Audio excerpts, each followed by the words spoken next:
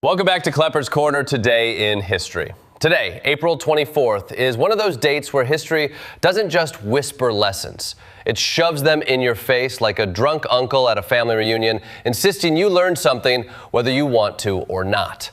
From ancient cities falling to clever tricks, to modern disasters fueled by ambition and negligence, today is a masterclass in humanity's ability to repeat the same mistakes with increasingly better technology. Segment 1. And the original scam that launched Western literature. The fall of Troy sits at the very beginning of our story, and it's incredible that one of the most foundational events in Western storytelling is essentially about the world's first recorded example of "you fell for it." After a decade-long siege that should have ended with exhaustion and mutual agreement to just go home, the Greeks instead said, "What if we built a giant wooden horse and hoped no one asks basic follow-up questions?" And somehow, Troy, an entire fortified city, looked at this suspiciously large gift from their enemies and said, "Yes, bring that inside." It's the historical equivalent of clicking a link titled "free gift card" and entering your banking information. What's fascinating is that while the myth romanticizes heroism, archaeology paints a much uglier picture. Burned ruins, scattered bones, and evidence of desperate violence, not epic poetry. And yet, this story becomes the blueprint for everything from the Iliad to modern war narratives, proving that history's most influential moments are often built on a combination of bad decisions and incredible storytelling. Segment 2. And when power changes hands, it doesn't ask politely.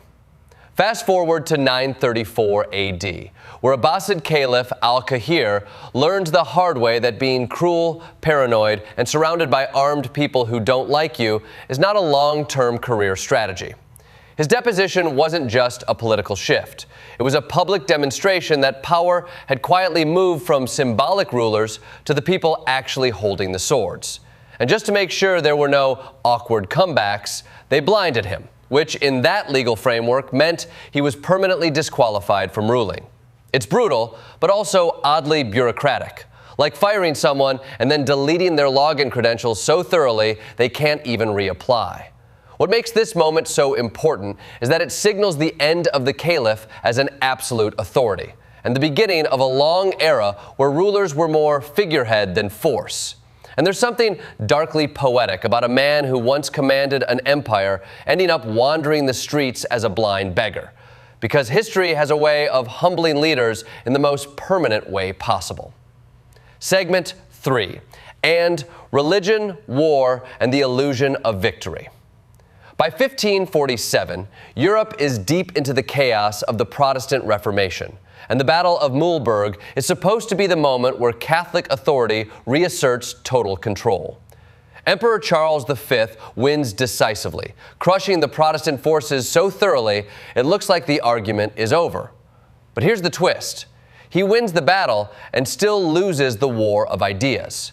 It's like winning a shouting match but realizing nobody actually agrees with you afterward. Protestantism doesn't disappear. It spreads, adapts, and eventually forces a compromise that reshapes Europe permanently. This is one of those moments where history reminds us that you can't enforce belief at sword point forever, no matter how disciplined your army is.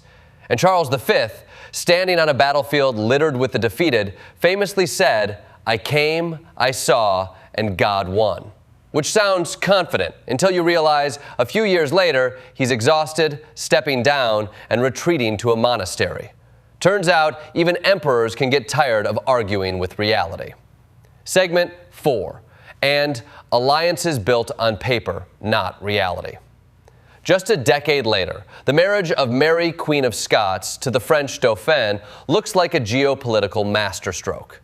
France and Scotland unite to box in England, creating what should be a nightmare scenario for Elizabeth I. But the problem with grand strategic plans is they often rely on very fragile human beings. In this case, 2 teenagers. Francois dies just 2 years later, and suddenly the entire plan collapses like a house of cards built on wishful thinking. Mary is sent back to a Scotland that has completely changed without her, now dominated by Protestant reformers who are not thrilled to see her return. It's a reminder that history's biggest moves often hinge on very small, very human variables: health, timing, personality. And no amount of planning can account for all of them. You can design the perfect alliance on paper, but you can't control whether the people involved survive long enough to make it matter. Segment 5 and the birth of American chaos in print form. In 1704, the Boston Newsletter becomes the first successful newspaper in British North America. And it's essentially the beginning of America's lifelong obsession with staying informed while also being slightly paranoid. The paper was heavily influenced by the British government, focusing on threats, conspiracies, and foreign dangers, which feels surprisingly familiar. But what makes this moment important is that it creates a shared flow of information, a public conversation that didn't exist before. For 15 years, it had no competition, which is something modern media executives can only dream about. And yet, the irony is thick. The first successful American newspaper ends its life as a loyalist publication during the Revolution, basically siding against the very independence that its existence helped enable. It's like inventing social media and then being shocked when people use it to organize against you. Segment 6 and progress, tragedy, and the cost of ambition. And finally, we land in the modern era, where April 24th becomes a date marked by both incredible achievement and devastating failure. From the launch of the Hubble Space Telescope, which expanded our understanding of the universe, to the tragic death of cosmonaut Vladimir Komarov, who knew his spacecraft was flawed but flew anyway, we see the same theme repeated: ambition pushing forward faster than caution. And nowhere is that more painfully clear than the Rana Plaza collapse in 2013, where over 1,000 people died in a disaster that was entirely preventable. Cracks were visible the day before, warnings were ignored, and workers were forced back inside. It's the darkest version of a recurring historical pattern. We know the risks, we see the warning signs, and we proceed anyway because the system demands it. Whether it's space exploration or fast fashion, progress often comes with a cost. And history keeps asking the same question: how much are we willing to pay? In conclusion, April 24th isn't just a collection of random events. It's a pattern of ambition outrunning caution, power shifting in unexpected ways, and humanity learning lessons only after the damage is done. From the walls of Troy to the factories of Bangladesh, the details change, but the story stays remarkably the same. And if history has taught us anything, it's that we're probably going to try that wooden horse idea again, just with better marketing next time.